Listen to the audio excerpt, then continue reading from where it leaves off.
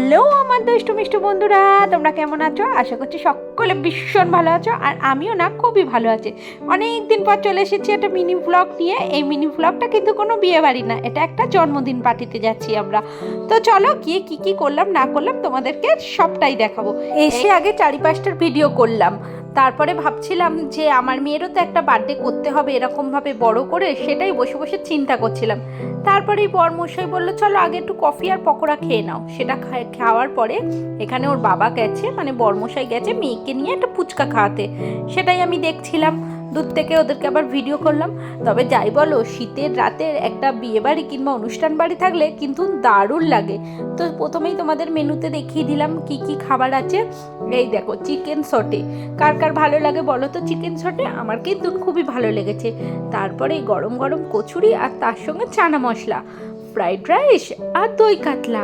তারপরে চলে এসেছিল আজকের মেনুর রাজা, মাটন। তারপরে চাটনি, পাঁপড়, পায়েস, আর তার সঙ্গে ছিল নরেনগুলের রসগোল্লা আর ছিল চমচম। সেটার আর ভিডিও করা হয়নি। তো দেখো বাড়ি চলে এসেছি, বাড়ি এসে মেয়ে কি জানি কি বক বক করছিল আমার সাথে, সেটা ঠিক আমার মনে নেই।